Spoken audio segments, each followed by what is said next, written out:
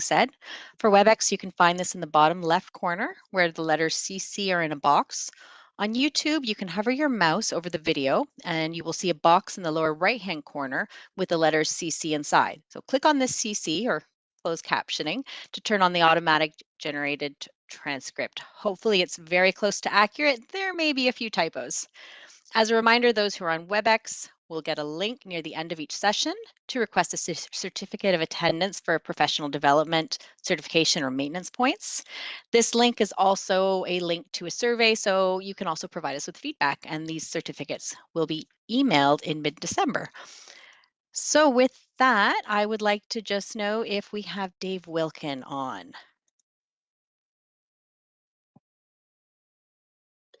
I am taking a look, Krista. I'll let you know if I see him. Too.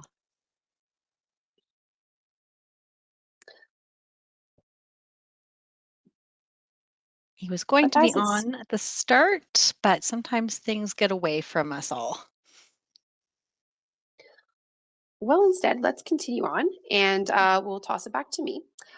Before we begin today's session, we, the organizers of October and beyond, would like to share some words with you about this time of year. I will pass it over to Holly, and she will say a few words about that. Thanks, Megan. We would like to acknowledge that today is the third day of the 16 days of activism against gender-based violence. This is a global campaign that runs from November 25th, which is the International Day for Elimination of Violence Against Women, until December 10th, which is the International Human Rights Day. There is a femicide or gender-related homicide every other day in Canada. Of these murders, 66% were perpetrated by an intimate partner and 28% by another family member. It's not always reported in the local news coverage as femicide or gender-related homicide. Often it doesn't even get reported at all. But researchers who carefully tease out the data are certain that these are what the statistics are telling us. Gender-based violence is more than femicide. Physical violence, criminal harassment, emotional or physiological abuse, economic abuse, reproductive coercion, spiritual abuse, and technology-facilitated violence are some of the other examples of gender-based violence. Many of these victims do not immediately or ever report their abuse due to fear of stigma, feelings of shame, lack of resources, and rural or remote Canadians are more likely to be victims of gender-based violence, and other risk factors for gender-based violence include being younger in age, being Indigenous, lesbian or bisexual women, trans or gender diverse people, and those living with disabilities. To learn more about this, search 16 Days of Action Against Gender-Based Violence in Canada. In addition, the link will be shared in the chat for those who are watching on the app version of WebEx. In Ontario, the Occupational Health and Safety Act requires employers to take steps to prevent violence and harassment in the workplace. To learn more about the requirements in Ontario, you can search for Ontario Prevention Workplace Violence. This will take you to the steps that employers are required to take. The link will also be put in the chat for this. In addition, we also hope you'll take a moment on December to privately or publicly commit to uphold all human rights everywhere, including at work. Thank you for that, Holly and Krista. On to the program for today, Protecting Vulnerable Workers. The Temporary Foreign Worker Program at OHCOW supports temporary foreign workers in Ontario. These are often new workers. They may not speak English or French fluently or at all, and they are vulnerable for many reasons. These sessions will highlight the importance of outreach-based initiatives for health and safety. We have found success with outreach workers who reflect or who recognize the cultural needs of these communities. There is also a need to understand how the groups prefer to access information, and which will then help in turn make communication and connections more effective. The focus today on temporary foreign workers and also newcomer workers, but these general themes of the efforts could be adjusted to really any vulnerable worker group. We actually have 3 separate presentations today, and we will pause briefly for questions after each session. Our first topic will be the Ontario Pesticide Safety Survey for migrant agricultural workers with the following speakers: Dr. Anelyse Weiler from the University of Victoria and Eduardo Huesca, Project Manager with OHCOW. I will pass it over to you both. Great, thank you so much. I'm just going to share my screen, and a little patience. I'm just making sure I share it correctly. So just 1 second. Okay.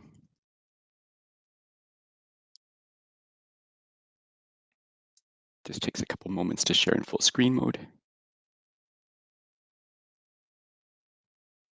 Eduardo, I'll let you know when the view is looking correct. Okay, thank you so much. Is that okay still or not? Not yet. As of right now, no, I see the speaker notes, but Okay. sometimes there is a bit of a lag, so I'll give a couple seconds more. Okay. Siri.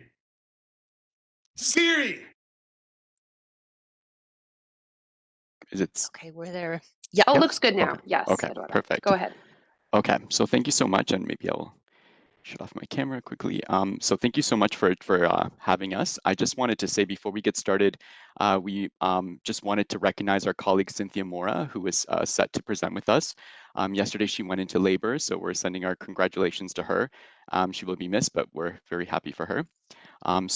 Myself and Dr. Anelyse Weiler will be presenting. So I just wanted to start a little bit with a bit of project background that gives you a bit of a sense as to the length of time that OHCOW has been working with migrant agriculture workers related to their concerns around pesticides. And also the length of time that migrant workers have been informing us about these experiences and speaking out about their concerns. So in terms of our work at OHCOW, since 2007, we've been engaging directly with migrant agriculture workers across Ontario. And this initiatives or our work started mostly with these parachute occupational health clinics, where we had our physicians and nurses see these workers as patients. So during these clinics that we ran between 2007 and 2014, various workers spoke to us about health issues that they related to perceived pesticide exposure. And we also heard from workers about perceived pesticide exposure and pesticide safety concerns at the community level when we were engaging with outreach as well as workshop sessions with these workers. In 2014 and in 2014, we decided that we wanted to get a bit of a better understanding as to their experiences, the experiences of these workers with pesticides. So we actually organized some informal consultations and worker interviews. And so these were informal, and we really started just reaching out to workers, speaking to them. And as we kind of heard from these workers, we would add questions and kind of basically direct our inquiry into the areas that we were starting to become concerned about. So 43 migrant workers in total participated in these worker consultations that we initiated, and the findings were quite concerning. And again, there were informal interviews and consultations, but we definitely ended up wanting to share these with key pesticide safety stakeholders. So we presented these initial preliminary findings to OPEP, the Ontario Pesticide Education Program, who is mandated to provide the certification training to any workers that are spraying, directly working with pesticides. And we also presented our findings to PMRA Health Canada, both their training and certification Pesticide Education Training and Certification Committee, as well as their inspector team and outreach team. So at this time, we were already really engaging with what we were finding workers were telling us. As well, in 2019, the United Food and Commercial Workers Union organized a consultation session for the Ministry of Labour of Ontario with temporary foreign workers in Simcoe, Ontario. And our team also attended this session. We helped invite workers, and we helped with communication between workers and ministry staff. And among the OHS issues that workers spoke to the ministry about were those related to pesticide safety. And the ministry flagged this in their debrief notes from the consultation. So again, this is really meant to just give a bit of a timeline as to when workers really started talking to us about pesticide safety concerns, and this was throughout some time. During this time, we also started working directly on supporting the pesticide safety of workers. So OHCOW took various initiatives to translate information into worker languages around pesticides. We worked with OPEP in a variety of ways to also look at the the certification training and make that training available in Spanish, which initially it was not available in Spanish. They didn't have Spanish-speaking trainers that were available to certify Spanish-speaking workers. So this time definitely was one where we were very engaged with the pesticide safety of Ontario migrant workers. So now I will pass it over to Anelyse, Professor Anelyse Weiler, who will talk a little bit about the research. Wonderful. Thanks so much, Eduardo. Earlier this year, our partners on this project at EcoJustice released Toxic Harvest. It's a report that shows some really troubling new data on the use of pesticides in Canada. Next slide, please. And Canada is now the 5th largest pesticide user in the world. And the bad news is pesticide use has increased by 47% between 2011 and 2021. Next slide, please. In Canada, farmers use a range of pesticides, some of which are now banned in the European Union. And we know pesticide exposure is associated with both acute and chronic health outcomes that harm humans with varying degrees of severity. For example, neurodegenerative diseases like Parkinson's, various types of cancer, and even anxiety and depression. This is true even at low doses. And one of the really challenging aspects of pesticide exposure is that adverse effects might not show up in the body until much later in life. Next slide, please.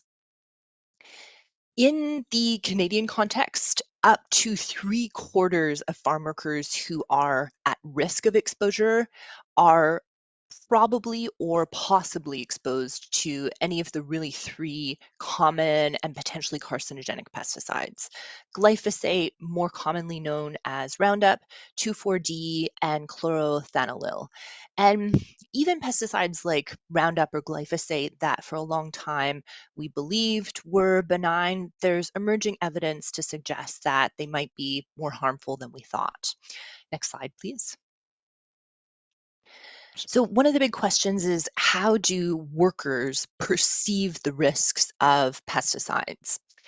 Next slide, please. We know that workers tend to be very focused on immediate acute symptoms, even though, as I noted, low dose chronic exposures can have effects that show up much later in life. Second, workers often believe that sensitivity is individualized. Some workers believe that they are personally immune from risks that in reality can have a massive impact on their health. And third, workers often feel very powerless to do anything about exposure. And we know from literature that emotions often loom really large in risk perception in general. Some researchers have argued that when workers perceive a risk, they rely less on deliberation, calculating the probability of exposure, and more on intuition and feelings like fear of exposure. Next slide, please. So this brings us to our survey project. Our survey aims to reach 150 workers who have been hired through the Temporary Foreign Worker Program about their experiences in the 2025 season. And the idea here is that workers can really draw on recent experiences. This year, we're focusing just on outdoor workers, including hand laborers who work on farms where pesticides are used, as well as those who are directly applying pesticides themselves. This includes Latinx as well as Caribbean workers. Next slide, please. And our project team includes Eduardo Huesca, Shirley Yan, Murray Lawrence at OHCOW, me at UVic, and several staff lawyers at EcoJustice. I'm going to pass it along to Eduardo to talk about the other members of our project team. Great, thank you so much. So I was going to say that this really are the MVPs of our project. So these are our outreach workers that are focused on recruiting and interviewing workers for the survey. And honestly, their work has been just amazing. It has not been an easy task, as we're going to get to a little bit, but we just really want to recognize Cynthia Mora again, Daisy Rivadeneira, Moises Vasquez, Sarah Castano, and Elvira Cruz, and Andrea Steele. So these outreach workers work with OHCOW on our regular migrant worker or temporary foreign worker outreach projects, but we were able to also include them in this project, and it really has made a huge difference in terms of the trust that they have already formed with the communities to be able to then successfully recruit and interview workers. So we also wanted to identify that the project is funded by Dragonfly Ventures. So Dragonfly Ventures is a purpose-driven single-family office investing in the resilience and prosperity of people and communities dedicated to the well-being of humanity and our planet. And this funding allowed us to cover the time for outreach workers as well as some honorariums for workers interviewed as well. So now we're going to kind of give a bit of a brief look at our surveys. So it's actually 3 parts of the surveys that make up our project. Part 1 of the survey is an introduction and includes introduction and screening questions. And in this survey, we look at exclusionary questions, demographic information, workplace information, language self-assessment of workers, pesticide storage in or next to housing, laundering of work clothes, access to showering, field sanitation conditions, and exposure and symptoms. And during this, as part of this initial survey, when we identify whether workers are hand laborers or sprayers, then they are then asked questions of one of the other parts of the survey. So for the hand laborers, we have part 2 of the survey, which asks questions around their knowledge of pesticides used at their workplace. We ask them about concerns of being exposed to pesticides, pesticide safety training or education, pesticide exposure, incidents, and reentry into treated areas. And if the workers are identified to be working directly with pesticides, we then ask questions from our survey part 3, which is for, again, the mixer loader applicator workers. And this survey includes pesticide use screening questions, protective clothing and personal protective equipment in general form, and then pesticides used and personal protective equipment specifically to what products they are handling, laundering of clothing worn when handling or applying pesticides, pesticide applicator certification training, pesticide exposure incidents, and pesticide labels. So just talking a little bit about how our worker interviews have been happening, it's really been a significant effort by our outreach workers and survey application workers to recruit migrant workers for interview. So they've used, for example, here's an example of a promotional poster that we put together, and our outreach workers tend to travel to a lot of regional events that are put on for these workers across the province. And at those events, they speak to workers about our project and seek the recruitment for interview. We've also been sharing a lot of information about the project through WhatsApp networks that our outreach workers have already established, or through partners that we have worked with. We ask them to also share this information through WhatsApp groups that they might have as well. A lot of Ontario migrant agriculture workers communicate through WhatsApp as well as Facebook as well. So what we've been finding is that most workers are preferring phone interviews. It seems to be that this summer a lot of workers were working later and more hours, so it just seemed to accommodate their availability more. The interviews are lasting between 1 hour and 1 hour and a half, so they're quite lengthy interviews. We really tried to pare down the surveys, but we just felt that we were interested in a lot of information, but workers seem to be okay with having that interview last that time. And again, they are provided an honorarium for their participation. And so to date, we have interviewed 112 migrant agricultural workers as part of this project. This includes 94 hand laborers, and within that group, there's been 9 women interviewed. And then we've also interviewed 18 sprayers. One thing that we do note is that we've had challenges recruiting and interviewing Caribbean migrant agricultural workers. So that really suggests that our team needs to build more trust with these communities. So we do think that our findings are going to be less able to talk about the experiences of migrant workers from the Caribbean countries. And that's something that we'll get to, I think, once we actually look at the data more closely. So in terms of what workers have told us so far, in terms of hand laborers, the majority have answered that no information is really being shared with them about the pesticides used at their workplaces. And then others have also told us that sometimes they're asked to go back into the field less than 12 hours after they see something that has been applied, and they're not explained restricted entry intervals. Workers report that they perceive to be, or what they perceive to be pesticides sprayed nearby or from other fields reaching them, or they describe pesticide drift, basically. And that they also describe working with plants that they believe have pesticide residues on them. So they talk about white film or white dust, and they speak to working with these plants that they believe have pesticide residues for long hours and many days. Also, respondents report health issues that they believe to be a result of pesticide exposure, like skin reactions, sinus issues, respiratory issues as well. So some of them, the preliminary findings around the sprayers, or for the sprayers, have been that the majority of sprayers we have interviewed have not been certified by OPEP. So they have not received the mandatory certification that's required in Ontario to be spraying pesticides. So that's been a pretty significant finding for us. Some can identify what products or what the product's targets are, or that the products they're using. So if they're meant to be getting rid of weeds or insects, but the majority cannot identify the product names that they're using or the active ingredients. Sometimes the PPE is provided to workers, but not always, and that there's also been concerns about the quality of PPE reported as to our survey. Some identify that what they perceive to be pesticide exposure incidents, including working on open air tractors and describing then what they're spraying blowing back at them when they take on this form of spraying. And these respondents also report health issues they believe are a result of pesticide exposure, including, again, skin reactions, sinus issues, and respiratory issues as well. And so that, then just in terms of a little bit of what's next for our project, we're going to complete our worker interviews around December 19th, and we expect to conclude with a total of 136 to 140 interviews, including 25 interviews with sprayers.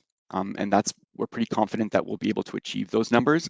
The data analysis will begin in January, and then we expect to be sharing our complete findings in the spring of 2026 in the form of a public report, presentations, a published article, and engagement with regulatory, government, and key stakeholders as well. And we also want to prioritize community presentations in the summer of 2026 to share findings back with workers. And so that concludes the presentation, and then we're very open to any questions or comments from attendees.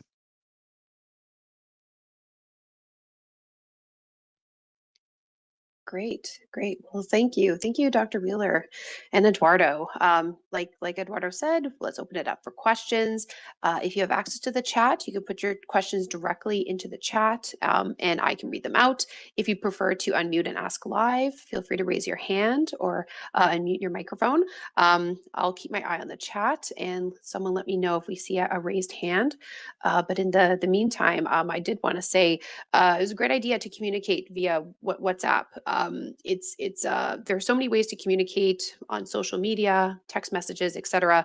And really finding the way that migrant farm workers want to communicate best is a really good idea to get participation and also to be able to communicate and potentially get the information that you need. Oh, Krista has raised her hand.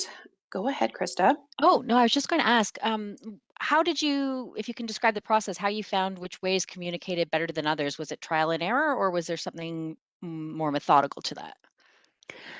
Well, with OHCOW, we've been working with migrant workers since 2007, and I think it's just been through getting to know these communities, figuring out kind of how they access information and how they prefer to connect with us. Yeah, I think that's really been the experience that we've gained from just so many years of working with them.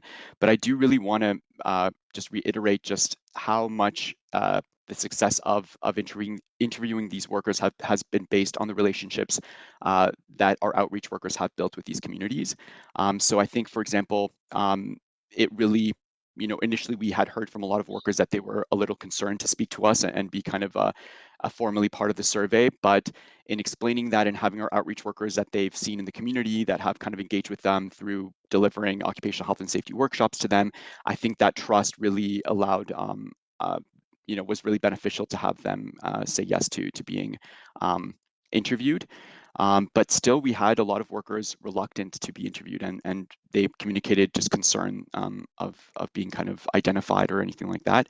But again, yeah, that trust is definitely important, and that's why I think that we are recognizing that we have a lot of work to do with the Caribbean community, because we had on the outreach team, we have Andrea Steele, who's originally from Jamaica, and she works to really connect with the Caribbean community, but she works more in our greenhouse area, the western region of Ontario, and because our survey is being applied mostly in the central to eastern regions of outdoor farms, a lot of the Caribbean community didn't necessarily know her as well, and I think that really resulted in less workers feeling comfortable connecting. So I think the trust and having workers understand what we're trying to do here, what the aims are, how their identities are going to be kept confidential. I think all that part of communicating the scope of the project and the protections to them for participating is very, very important for sure.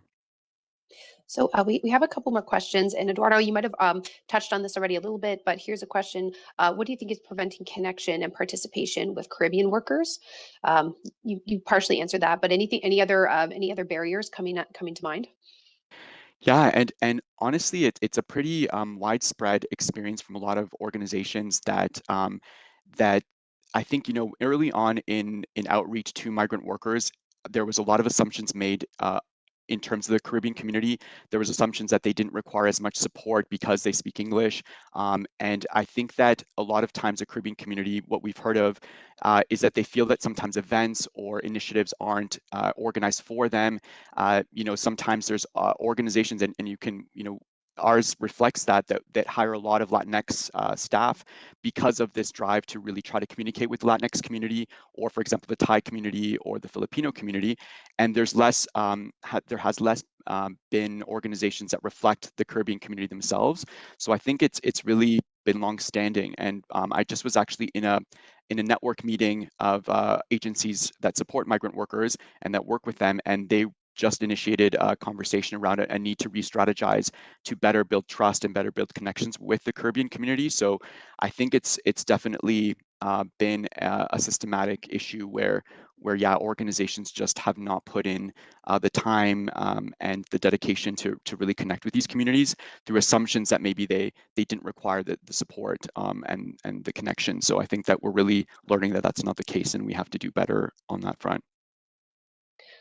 That's great. And here's another question, a bit of a technical question in terms of do we know what kind of crops were being worked with in the field and what stages of production? It's a bit more of a technical question, but that information, if we have that on I'm not sure it was mentioned on the survey. Yeah, we asked them definitely the crop that they're working with. So it ranged, the outdoor farms we looked at were vineyards, fruit and vegetable farms, and also orchards as well. There was also some ginseng farms that workers identified working on, but I would say it's mostly vegetables, fruits. There was also some work with saplings and kind of small bushes and trees. We also did connect with workers that were working in flowers, with flowers. So it kind of ranged, but the survey definitely asks them about the crops that they're working with for sure. So yeah, it was mostly a good diverse range, as mentioned. Okay. Great. And here's another question. Were any of these pesticide applicators trained on the proper use of pesticides in the first place, meaning they were communicated the potential health risks? And was that training conducted in the language that they would understand? Mm-hmm. So that's a lot of it. We staffed a kind of look more closely at the data. But when we first reviewed it, what was concerning, again, as I mentioned, was among the sprayers that so in Ontario, the migrant workers would be falling under what's called a farmer assistant. And that allows them to spray, but it's under the supervision of a farmer who's a certified farmer and has passed the certification through OPEP, the Ontario Pesticide Education Program. But as farmers assistants, they also are required to take a certification by OPEP. So that was the most concerning finding, was that out of the total number of sprayers, the majority had not received the certification. And some of them did describe somebody on their farm showing them how to kind of do the tasks of mixing, loading, and spraying, but they really are communicated that it wasn't in a systematic way, or they didn't receive, for example, materials or things like that. On the other hand, some did say that they received some information in written formats that they were asked to then review themselves. It seems like some people are getting some information, but we're really adamant on sprayers confirming that it is the certification that is at the level that needs to happen for them to spray in Ontario. But I think that once we get into the data more in detail, we're going to be able to speak to that in a more clear way, because we do ask, for example, the format of training they receive, or the format of education they received. In what language was it? Was it a video? We ask if they received any print copy information. Was it verbally presented? So we ask all those questions, and so we'll be able to definitely in the presentation that we're going to. So after the review in early April, we're going to have another webinar that's going to present the final findings in their entirety. So I think then we're going to be able to really get into the details of how workers identify receiving any education or training that they are. And thank you for that. And we only have a few minutes left before I need to move on to the second session. But just as a part two of that last question was, does the survey identify which pesticides they did use? The workers, were they able to identify or provide the trade names maybe of those products?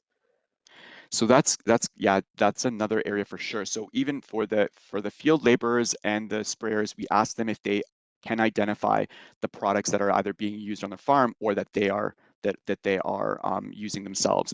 And as I mentioned, among the sprayers, we found that that some sprayers were able to comment on or they showed knowledge on what the product was meant to target. So if it was targeting weeds or insects or things like that, but most of them could not identify the name of the product that they themselves were using or the active ingredients. In terms of the hand laborers, the majority were not able to identify at all what was being used on their farm. But to qualify for the survey, they had to identify that that they're working on a farm where they perceive something is being sprayed, that pesticides are being used on their farm. But yeah, I think what's going to be clear is we're not going to be able to confirm what pesticides used there unless the worker knows. But it's really looking at recognizing that they see something being sprayed, and really an important finding is that they're just not really being informed as to what's being used on their farm. And really, like when you look at the worker rights or the rights of an Ontario worker to be informed about any hazard that's present at their workplace, this starts coming into conflict with that, where workers should be informed about what's being used on their farm, and how what safety precautions are being taken, and just workers don't seem to be part of that conversation at all. Yeah. Well, thank you for that. And apologies if we're going to cut the question Q&A session a little short. We're going to move on to the next session, but Krista has put in Eduardo's email address, and he's open to receiving emails anytime. Thank you both so much. So moving from the pesticide safety survey and on to the nail salon project, we will now hear from two of OHCOW's outreach workers, Zohreh, Ebrahimi, and Nguyen, alongside Dr. Kevin Hedges, occupational hygienist at OHCOW. Over to you three. All right, thank you so much. So Kevin, would you please share your screen with us? Then I'll start.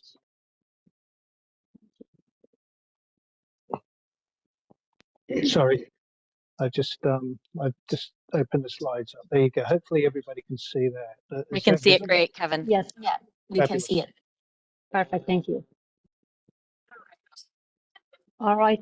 Hello everyone, and thank you so much for including us in the presentation and introducing the Nail Salon Worker Project. Next slide, please. So in this slide, I would like to introduce our team. Kevin Hedges as an occupational hygienist, our project manager Eduardo Huesca, and Nguyen, the Vietnamese community outreach worker, and myself, community outreach worker. So you might next slide, please. Thank you. So you might have already heard a bit about OHCOW, but if not, OHCOW is a network of occupational health clinics with core funding from the Ontario Ministry of Labour. And OHCOW's mission is to support Ontario workers on occupational health issue, and our services are free of charge, including supporting sick or injured workers, as well as helping all workers build their capacity to address occupational health. So in 2022, OHCOW received federal funding to support the occupational health safety of temporary foreign workers. Most of OHCOW's original work on this, including working with temporary foreign agriculture workers. However, our Ottawa team focused on working with the nail salon workers. Next slide, please. So before we get started on our work with the nail salon workers, we just wanted to recognize that this work was inspired and has been informed by and in a collaboration with many organizations that have led work with the nail salon workers, including part of Queen West Community Health Center. We also want to recognize some main and key stakeholders that made themselves available to our team to speak more about their experiences with the nail salon. These include Adina Kuritua, the small business specialist with the Ministry of Labor, and Julia Joant, an industrial health and safety inspector with the Ministry of Labor, as well as the staff from the Ottawa Public Health Unit. So I'll pass it to my colleague Anne to give more information and presentation. Thank you. Yeah, next slide, please. Thank you, Kevin. So first, we would like to bring up the reason why Ottawa started working with the nail salon. So nail salon has always considered as high-risk industry due to the significant hazard, especially after COVID-19. Since small business owner, they usually have a lower investment and less attention for the training opportunity. The previous work of Parkdale Queen West Community Health Center with the nail salon inspires, since they have done the nail salon project for the past 10 years in Toronto area, showing the importance of attention and support to these workers. Even though OHCOW is new to the nail salon project, in the past, OHCOW hygienist Sonia Lau already caught her attention with the field and doing her own research on occupational asthma. Can see the picture we put in the slide. It's never being published, but we want to shout out for her amazing work on this. Therefore, in 2023, when receiving the federal funding, we focus on the occupational health safety need for the temporary foreign worker. In Ottawa team decided to put the focus on the nail salon worker. We use IA data and identify that 111 nail salon in Ottawa region and estimate that 1 to 2 people per nail salon is temporary foreign worker. Can you move to the next slide, please? So here's the map that our team used to create and check the information. This based on the MIA data from the government and also Google Map data as well. Next slide, please.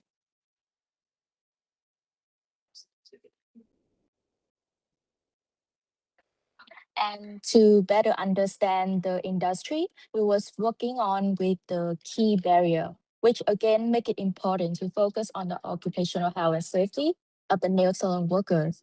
In Ontario, the nail salon industry is unregulated. Anyone can become a nail technician without a license or certificate.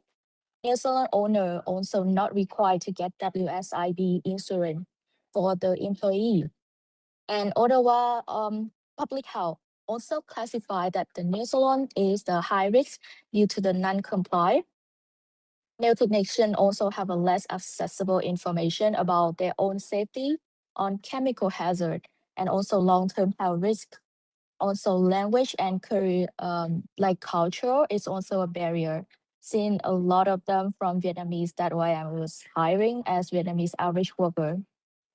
Also, the nail technician have a very limited availability due to the seasonal high demanding, and many people prioritize earning money, income over attentioning about their training session.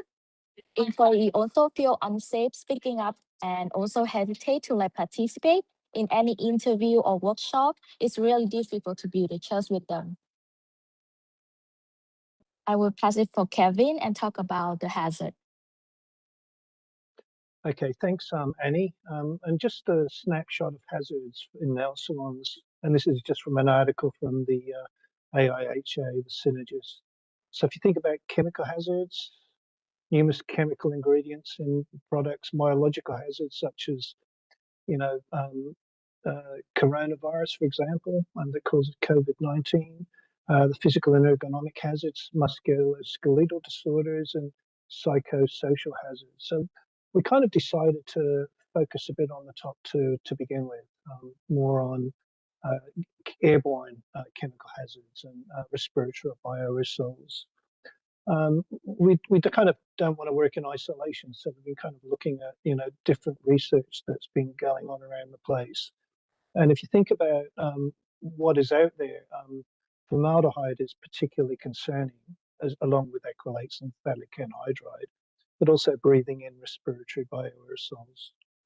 This is just from a paper from Dr. Victoria Arundale. It's actually an abstract for presentation, actually. But it talks about the concentration of formaldehyde being above the NIOSH recommended exposure limit. And a lot of symptoms that were actually being seen were kind of correlated against formaldehyde as well. And with the toxicological review of formaldehyde, there's evidence that formaldehyde causes nasopharyngeal cancer and sinonasal cancer and myeloid leukemia. And I did speak to Dr. Arundel recently just to get more information. And I think they're up to about 21 nail salons now, but they've actually detected formaldehyde in the air of every nail salon that they visited. So if you think about the importance of safer air, if you look at our legislation around Canada, duty of care refers to the American Society of Heating, Refrigerating, and Air Conditioning Engineers. As a minimum standard, 62.1 is kind of the benchmark. And so I've got 62.1 on the left there, but during the pandemic, this other ASHRAE standard was released, 241, control of infectious aerosols. But if you think about people going back to the office and, all the concern about indoor air quality, there's a lot of people expressing concern about poor indoor air quality. So just comparing looking at ASHRAE 62.1, which has just been updated, by the way, to the 2025, but we were comparing the 2022 version. The requirement is 10 liters per second per person. That's a minimum benchmark for beauty and nail salons. And what we're also seeing in the literature is there's actually a positive correlation between total volatile organic compounds and carbon dioxide. And there's also a researcher from the University of Bristol that's shown that as the carbon dioxide goes up, the acidity of the bioaerosol goes up. So it's actually a better kind of breeding ground for the virus, if you like. But this is just a snapshot from the ventilation calculator on the OHCOW website. We really want to aim for less than 800, preferably less than 600, but aim for less than 800. If you think about doing an assessing the ventilation, the two pictures on the left, they're bolometers. It's quite a complicated process and very difficult to do when there's occupancy inside. But we decided to kind of look at using aeronets to kind of get a screen of what the ventilation was like. over to you, Annie, I believe now. Yeah, thank you. So at the beginning, we first start with getting ourselves, especially me as an outreach worker, got the training in chemical safety, online training. This courses was offering by the Michigan Health Nail Salon Cooperative. Based on the LMIA data and the Google Map, we conduct and do the co-visit to the nail salon with the worker, inviting them to visit our occupational health and safety workshop in a library. But unfortunately, less participants than we expect. And then we start to find out what's the real barrier and challenging happening. And we have to talk with both employer and employee as well. And we realize how important it is for us to understand this barrier to just overcome the gap. And we also create like Facebook page, which name is OHCOW Nail Salon Program, where we post the information on both English and Vietnamese. So it reaching more to Vietnamese community. And we also working on the overcome the gap with this vulnerable worker by starting to take the next step. Can you move to next slide, please? Realizing the importance of the work and that we are not alone in the field, we start engaging with the stakeholder in Healthy Nail Coalition, especially the Parkdale Queen West Community Health Center, as mentioned earlier. We learn from them and how they build the trust with worker and improve our network building with important partner in the industry as well and regulatory stakeholder. We also create the technical support team with OHCOW full-time staff, hygienists, or ergonomists like Kevin here. The team become one of the most important part where we create technical presentation on respiratory hazard, reproductive hazard, and ergonomic hazard. Understand the workers' availability. We deliver 3 workshops in person at the nail salon, and successfully, we give a lot of hands-out on occupational health safety resources. We give out PPE as one of the gift for the nail technician as well. We got really good feedback from them, and now Kevin will explain the third phase of the nail salon program. Thank you, Kevin. Oops. Okay, so we wanted to do this pilot project. We wanted to we picked 3 nail salons. We measured carbon dioxide in the nail salons, and the same nail salons, we gifted air purifiers. The air purifiers are for particulate, they're not for gas. The carbon dioxide was just a proxy for the ventilation. And we wanted to compare with ASHRAE 62.1. Lydia Maraska has also published a document that's recommended parameters for indoor air quality as well. We kind of looked at that, and we used that as a bit of a benchmark too. So the 3 nail salons. The nail salon 3 is the newest. They're all part of a building complex, and you can see nail salon 2. There's even children kind of running around in the nail salon. A lot of the workers had sort of surgical masks. This person here almost has it below her nose there. The nail salon 2 is quite interesting because there was a cafe next door, and the ventilation setup looked quite good. And my suspicion was that the air handling unit on the roof, a lot of the air was actually being fed into the cafe, and maybe there was less going into the nail salon. We kind of put these aeronets in 3 nail salons over about a week. I was kind of thinking about how many data points were analyzed, probably thousands of data points. So we actually used decay curves to estimate liters per second per person and to compare with the guidelines. So that's the document from Lydia Maraska and her colleagues, all the people there. So that's just what the table looked like. We kind of applied an algorithm to figure out liters per second per person. Our target was 800. These different locations within nail salon 1. Looking at the 3 nail salons, don't look at the tables, just look at the writing below. For nail salon 1, we find 4.2 liters per second per person, 2.1, which is where I was kind of talking about with the cafe next door. But nail salon 3, which is the newest, by far had the best one, 10.9. It also has dandruff manicure tables as well. So if you just go through them, we try and aim for 800. it was kind of interesting because nail salon 3, it seemed to hover, like it didn't follow the distinct patterns of the other two. As soon as it got to about 1,000, it kind of almost self-regulated. So we think that maybe the nail salon 3 has demand control ventilation, the set point at 1,000 ppm. But I just want to acknowledge we produced 3 nail salon reports, and really grateful to Megan Friesen for pulling them together into a summary report, and for Caitlin Whitkey, as always, for dressing it up and making it look good. It really does take a village, doesn't it? So over to you, Annie. Yeah, thank you, Kevin. Even though OHCOW staff like Kevin looking to continue working on the project, but unfortunately right now we don't have the funding for the average worker. The nail salon workers, they're being overlooked and underserved, seeing the impact on small team is never enough. Even though we always seeing and recognize the progress, seeing the nail salon actually who attending the pilot project recommend us for the different nail salon. So that's why we have the 3 really strong connection with them. For the future, we really want to continue the Ottawa Nail Salon indoor air quality improvement pilot project.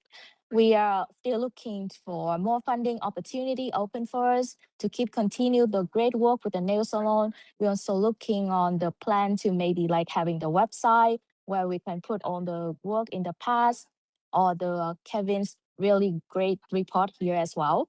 It also need to publish for our Friday. And even though we don't have the landing page yet, but we still hopefully to working on it. And if anyone interested in the report, then we're more than happy to share and stay connected and open for any opportunity. Thank you so much, everyone, for listening. And just let us know if you have any question. Thank you, Kevin. Great. Thank you, Thank you very Annie. much. Thank you, Zohreh. Thank you, Kevin. I'm so interested to hear that there are 111 nail salons in the Ottawa region. That's a big number. And yes, now's the time for questions. We have a couple minutes for questions before we move on to session 3. But let me take a look here. Here's a question. Did any of the nail salons use any local exhaust ventilation systems, specifically at the stations? I think Kevin, you can speak to that. Yeah, so nail salon 3, the newest nail salon, did actually have downdraft tables. So a downdraft table, when the work is done on the nails, there's extraction, localized exhaust extraction that feeds downward, and then all the nail clippings and everything gets into a kind of like a filter, if you know what I mean, like a trap. So yes, nail salon 3 did. Didn't see anything in nail salons 1 and 2. That's a good point. I've seen that type of downdraft table, and when used properly, they look very effective. Other times, the nail salon worker seems to be lifting the hands up and away from that small square filter area, which renders it a little bit less effective. But it's a great step in the right direction, and they often don't make too much noise. Oh, here we go. Oh, what's the cost per table? Do you guys have an idea in terms of those downdraft tables, a cost? No, I'm sorry, I don't know. I wish I knew as well. Then I could help interject. If there aren't any other questions, and again, there might be some time at the end, we could circle back. Oh, here we go. Do they need suction? Oh, for people using soldering, like the found powder? Yes, they're connected to some sort of a small fan system, aren't they? That's right. I mean, I don't really have the I don't know that much about them, so but I can find out that information. I mean, they have to, sometimes they do get clogged up, and there's some issues with them. But generally, I mean, the concept, the fact is, you want to ventilate at source. You want to extract where the fingernail, where the fingers are being polished. If you think about like just the clippings and even the dust generated from the fingernails, that's not healthy to breathe that in. So you want to kind of extract that as well. No, certainly not. And another question specifically about that: any complaints of health-related issues that could be linked to those fine particulates from the nail filings? Well, if you kind of saw the poster abstract that I presented earlier on the slide deck, there are symptoms, and they did map those symptoms against formaldehyde. But yeah, I mean, think about the you know, the biological contamination in fingernails as well. That's also going to affect somebody's health. Yes, certainly not not ideal. And I apologize. I do see more questions in the chat, but I am running over time. But again, thank you so much, everyone from the Nail Salon Project. We'll put contact information, what we can, in the chat in case any follow-up is needed. So now we're going to introduce our final speakers for the day. All with OHCOW, we have Project Manager Eduardo Huesca again, along with outreach workers, Daisy Rivadeneira and Azuani Cano. Please take it away. Great, thank you so much. I'm just going to share my screen with the new PowerPoint presentation.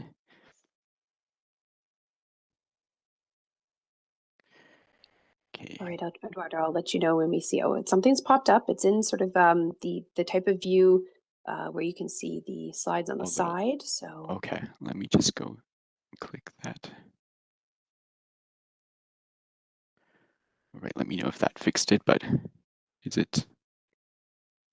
Takes a little bit of time, I think it was. Yes, a little bit, a couple second lag is pretty standard. So I will give it a couple more seconds.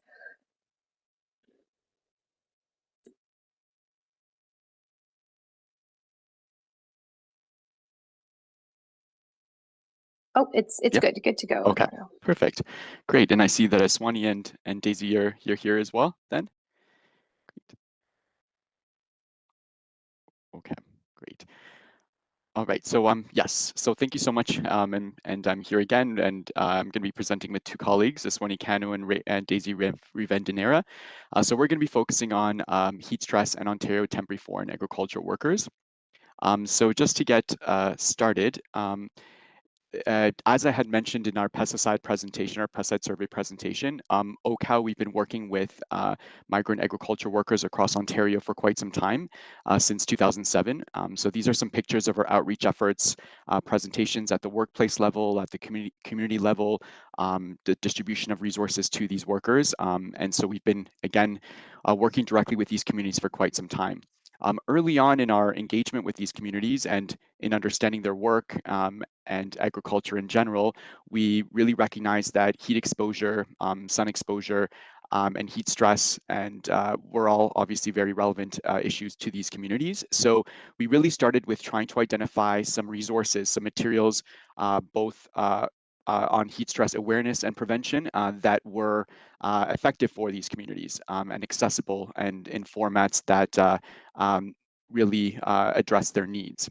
So when we started looking at this, we really had difficulty finding Ontario-based resources that kind of fit these needs, the needs of these workers.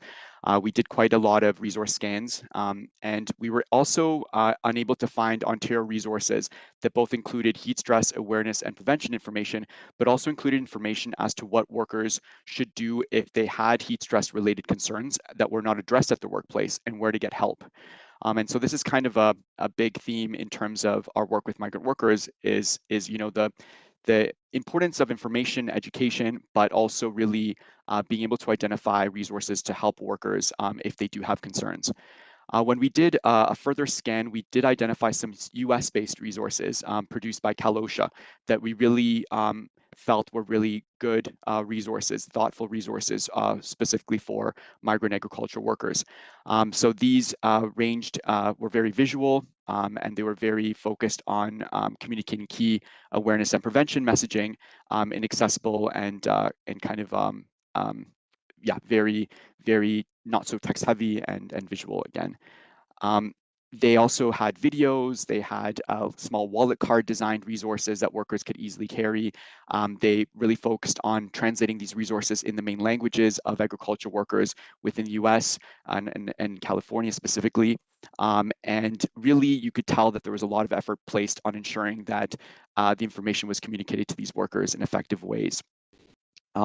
So this is kind of a little bit of a visual of a workbook that we ended up really thinking was a really solid resource. And as you can see, it you know, starts off with communicating early symptoms, and then also just preventative measures and what you know, what by law your employer should be providing at the workplace in terms of protecting workers from heat stress. We also really were happy to see information that really tried to tell workers what they could do if they had concerns at their workplace that were not being addressed by their employer. So here you had, a call Kalosha kind of number, and really trying to get workers to supports if they encountered heat stress concerns that were not being addressed. So in terms of what we then did with these resources, between 2012 and 2014, we actually conducted 25 workshops, both in English and Spanish, to a total of 500 Ontario migrant agriculture workers. These workers were mainly from Mexico and Caribbean countries. And they were all outdoor workers.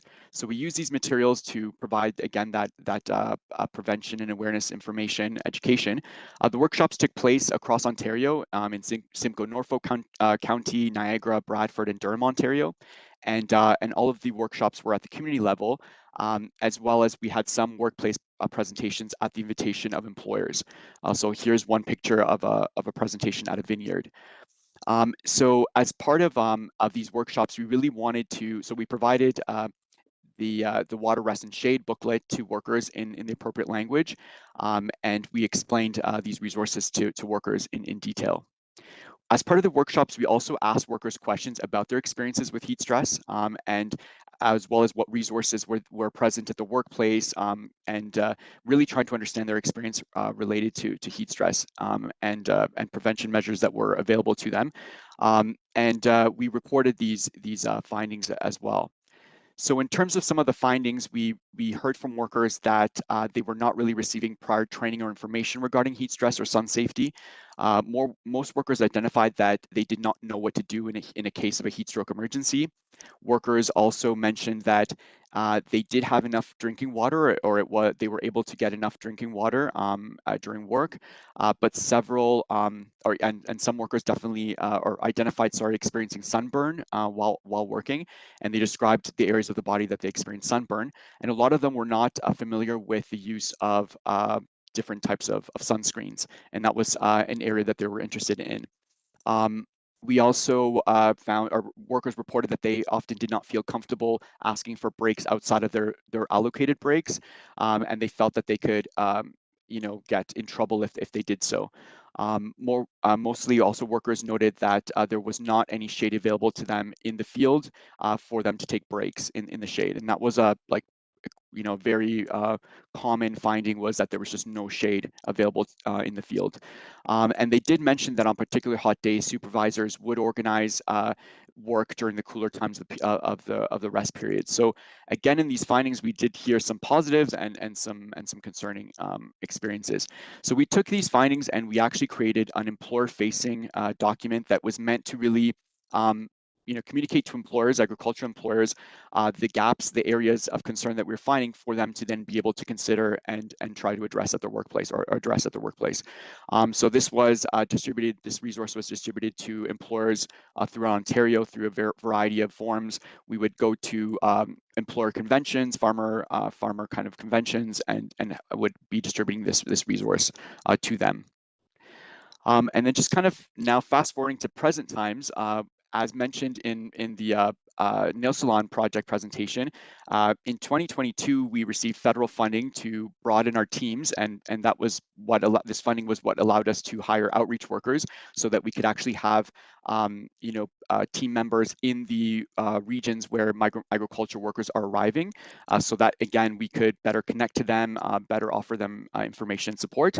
So one of the projects that we received federal funding from is a teamwork project, which allowed us again to hire an outreach team and focus on the communities of Essex County, Chatham-Kent, and Lambton County in the Western region, which makes up again the greenhouse areas of Ontario. And so I'm going to pass it over to Azuani Cano, who's going to talk a little bit about our teamwork team. Yes, thank you, Eduardo. And yes, as Eduardo mentioned, my name is Azuani, and I've been working with the temporary foreign worker community since 2012. Over the years, I had a chance to work with different organizations to serve this community. And also back then, I had also the opportunity to work and collaborate with Mary Falconer from OHCOW as to aid communication with temporary foreign workers. This was a really amazing experience and really shaped my understanding of this work and the community that we serve. So in 2022, I have the great opportunity to join the OHCOW team under the temporary foreign workers project with the teamwork.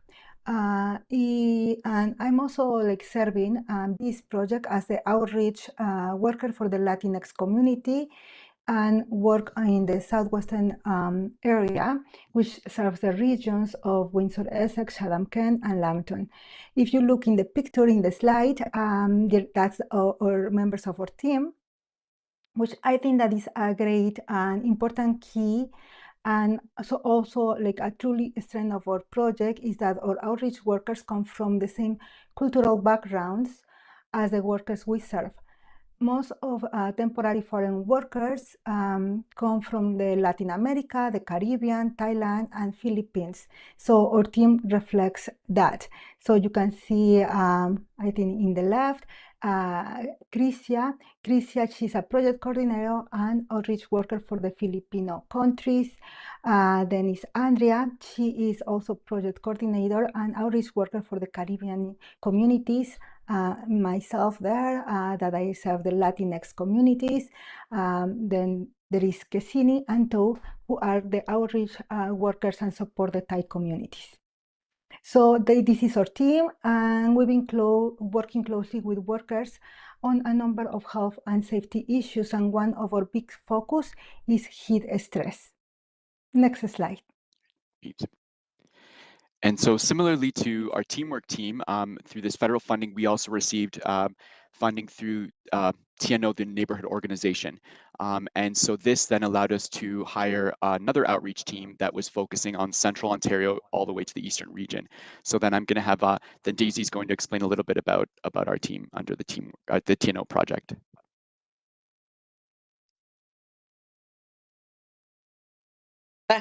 Good afternoon, everyone. My name is Daisy. Thank you, Eduardo. I am original from Colombia. I have medical background for Ecuador. I have the opportunity to enjoy OHCOW team in 2022. But I have experience to serve and working for agricultural workers community since 2015 when I came to Canada as a refugee. In our area, we have a currently Latin outreach teams members that myself, Cynthia Mora, that is outreach worker for Central Regions and Sincon area, Elvira Cruz, that is outreach worker for Eastern Regions and Belleville, Sarah Cano, that is outreach workers for Corpus area. As we mentioned, our Latin teams give us the opportunity to support with cultural sensitive approach the most largest number of agricultural workers, because in statistics in this area the largest number of agricultural workers are Latin workers that coming from Mexico, Guatemala, Salvador, etc. This cultural sensitive approach allowed our diversity team to provide service to agricultural workers and connecting health and building trust relation with them. We have active workers to build connection also and provide support to Caribbean workers. That is the small group or number of workers in our area. However, we acknowledge that currently lab dedicated Caribbean workers that we don't have Caribbean outreach workers in our teams. This is our priority to ensure to bring quality and inclusive representation for all migrant workers. For this reason, we're working hard to recruitment once Caribbean outreach worker for our team. Pastor Eduardo, thanks. Oh, great. And so then just in terms of when we formed our teams, we really then wanted to relook at heat stress.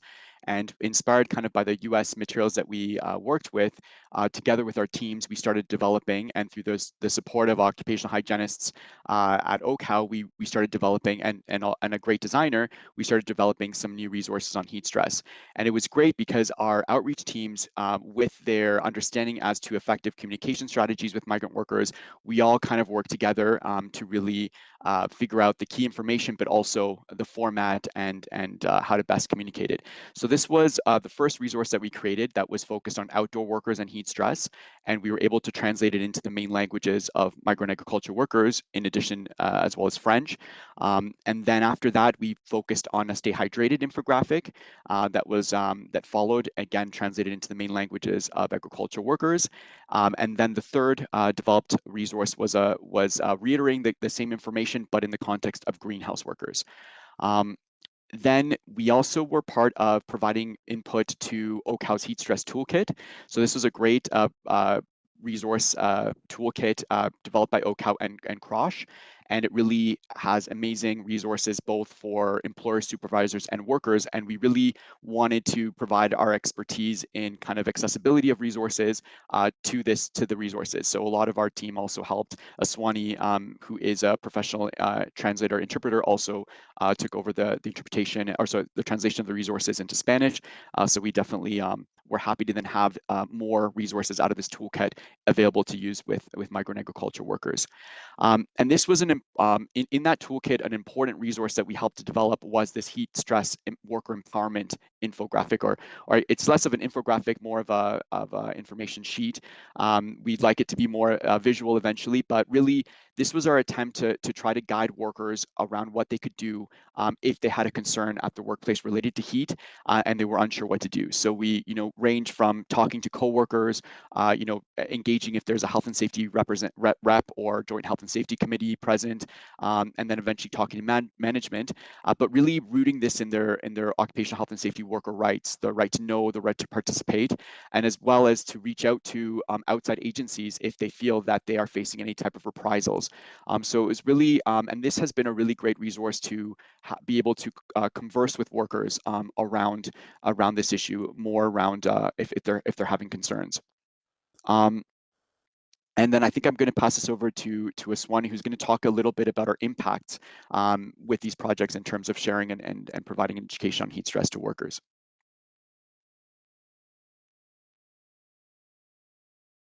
A worker teamwork project.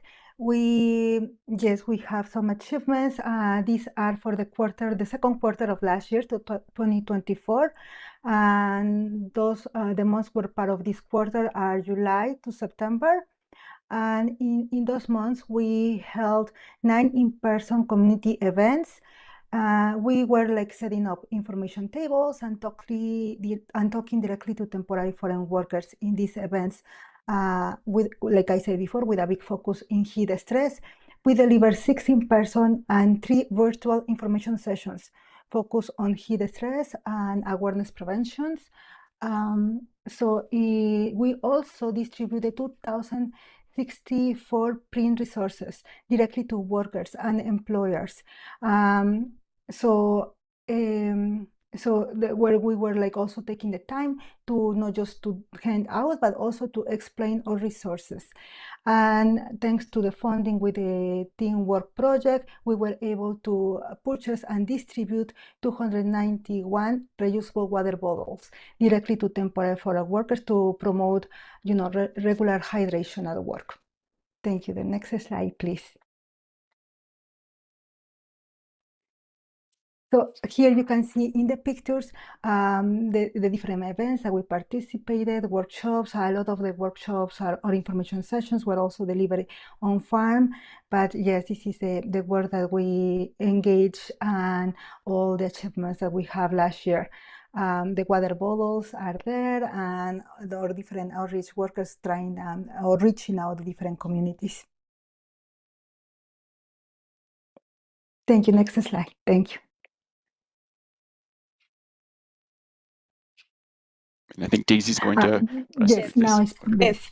Thank you, Azuani. Yes, in this slide in 2024, our team focused in direct engagement with the temporary foreign workers to promote heat stress awareness and prevention.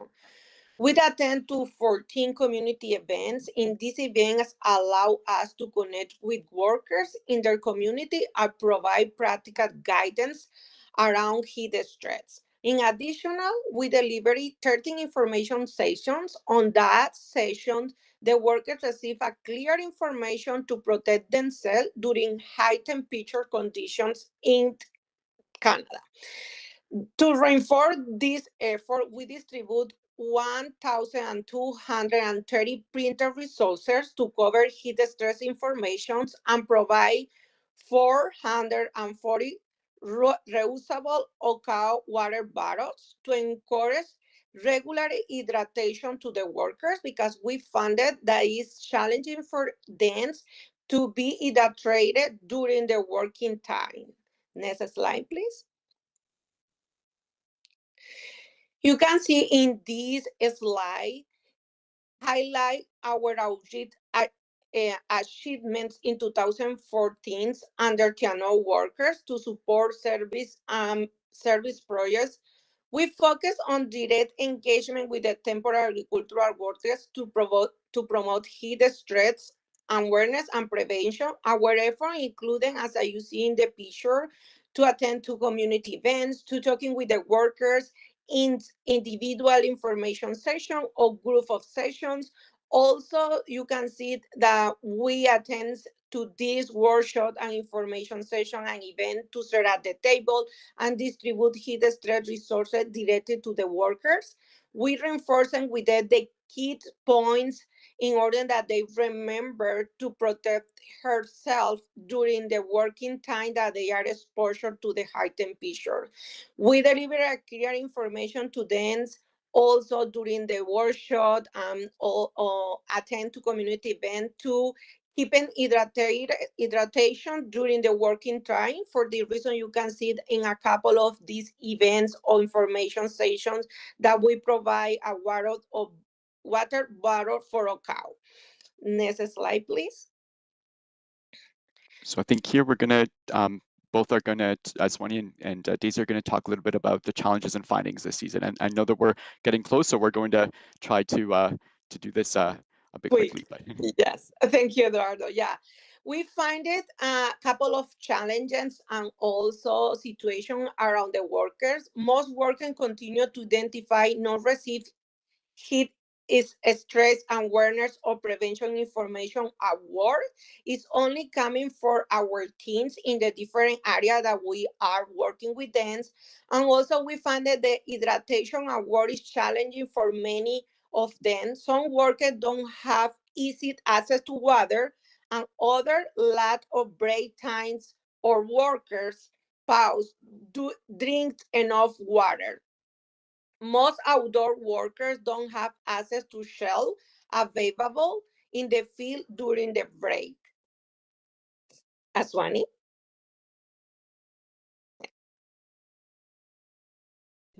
For example, many farms are adjusting schedules so workers avoid the hottest part of the day, starting earlier or ending, or starting earlier or starting later on the day, which makes a difference in their exposure to the heat. So we have also seen an increase in workers recognizing heat stress symptoms. I remember at the beginning, at the start of the project, many workers will tell me, "No, heat stress won't happen to me. I'm used to the hot weather," because they come from countries from the Caribbean or Latin countries. But after talking to them, presenting them or information, infographics, they start understanding more the risks that are involved with heat stress or their exposure to the heat. So, saying the positive part, there is still some challenges. And the part is that a lot of workers have shared with us that when they report heat illness, the employer sent them home to rest. Some people might think, "Oh, this is okay," right? But for them, that gets that time that they have lost on working or being home to rest are deducted directly from their pay. So this puts workers in a difficult situation, right? Because now they are like, they wonder after that, like they question themselves that they should report, their symptoms to the employer because they know directly this will affect their earnings. So that's not something that good. And this hesitation can put their health at risk. So I think important on the project for more advocacy and also, education and also employers to be more involved in protecting workers. Thank you. Next slide, please. Thank you. And I think we're just 2 more slides to go, but I think we're going to stop and very soon. So I think we're going to have to wrap it up if you have one comment or so to wrap up with. Yes, sure. Maybe I'll just kind of jump to this. And this is kind of another area that we're very interested in and could be a whole other presentation. But through the help of John Odike, an occupational hygienist at OHCOW, and Dr. Donald Cole, we also were looking at the indoor temperatures of migrant worker housing. So migrant workers are housed by their employers. And based on a case that was brought to us in 2023, with workers being concerned about the temperature in their housing, we in 2024 as well as this summer, we helped workers take measurements in their employer-provided housing, and we found some concerning temperatures as well. So here you're kind of seeing this kind of double exposure of workers both at the workplace, but now also in their employer-provided housing. So it's definitely an area that really shows the effects on these workers in particular. So thank you so much.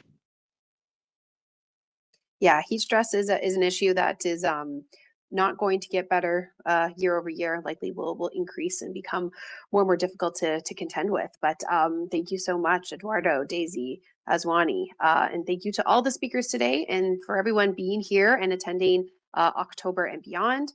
A very special thank you to Eduardo for coordinating today's session and highlighting how best to support vulnerable workers. So today was our 5th and final session of October and Beyond 2025. You may recall our theme was Beyond Barriers. This was a theme that was intended to bring everyone together in a way to address occupational diseases. The previous 4 sessions are available on YouTube now. This session will soon be on there as well. For attendees on the app version of WebEx, just a reminder that there is a survey in the chat for you to provide feedback, and that same link will also be used to request a certificate of attendance if you need one. Even if you don't need a certificate, we appreciate any feedback that you can provide us by completing the survey. If you're on WebEx in a browser and you can't access the chat, you can send a link to, you can request a link by visiting OHCOW's website. Use the contact form, as you can see, use the contact form that says ask for OHCOW, and we can send you a link, and certificates will be emailed out for all sessions around mid-December. Today's session was filled with great information from 3 very different projects supporting vulnerable workers to demonstrate the value of outreach-based health and safety initiatives to form connections with different communities. Since we had so much content, I really think we could have had another hour of questions. If you do have a question, you are welcome to reach out to Eduardo Huesca. Did put that in the chat, but I know not everybody watching this can see the chat, so I'll just let you know you can find it on Google. I'll also tell you it's EHUESCA@OCOW.on.ca. I think today's sessions really exemplified our theme this year of Beyond Barriers, showing how working together can reduce the risks of occupational diseases. So I'd also like to give a few more thanks. Think of this as our series credits. So thank you to our past speakers for the generosity in giving their time to present, as well as today's speakers. Thank you to Dr. Joel Moody, Ontario's Chief Prevention Officer, for being our keynote speaker in the first week. Thank you to Tony Lee, Shirley Yan, and Lisa Wilder for behind-the-scenes support. And thank you especially to my co-organizers, Megan Friesen, Kate Witka, and Holly Houston, as well as Kimberly Cano for your support and leadership. And of course, thank you to our attendees, because we wouldn't offer this if there wasn't interest in attending. If you want to stay updated on OHCOW's free knowledge transfer sessions like October and beyond, we do have a monthly newsletter called The Lens. You can find the link by putting OHCOW The Lens in your web browser, and that's what I'm currently sharing on the screen right now. So before we close, I'll turn this over to Kimberly O'Connell, who is Acting Chief Operating Officer at OHCOW.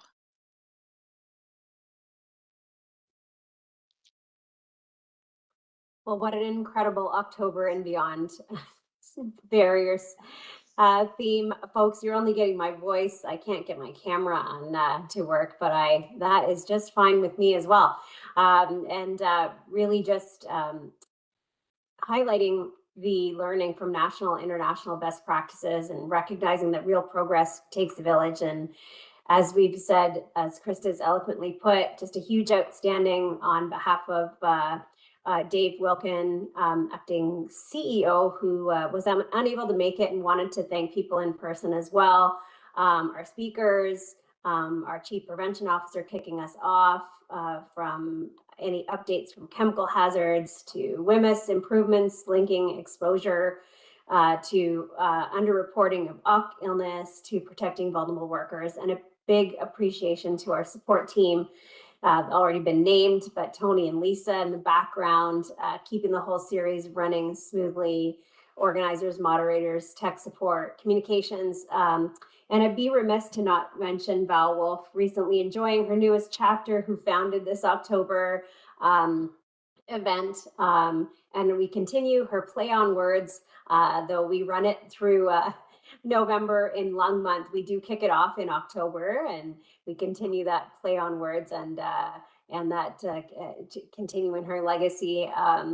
Really just to all our attendees, your engagement, your questions, your commitment to worker health are what make this community strong. So thanks for being part of this shared effort. And we're not done yet. We're going to continue building on this collaborative spirit with our watch for our February annual RSI awareness event.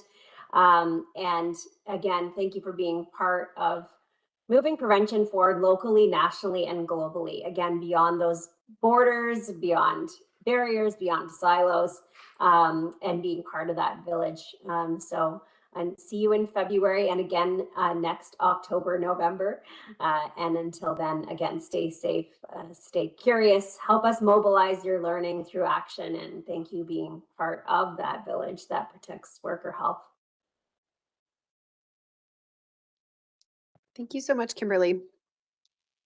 I'll just do a reminder right before the session ends that the link is in the chat for those who need a certificate of attendance, but we really hope you'll click on the link even if you don't need a certificate, so that you can fill out the portion of it that gives us feedback, and you can just leave the request portion blank. I think that wraps up our October and beyond, beyond barriers for 2025. Thank you everyone for attending. Have a great rest of the day.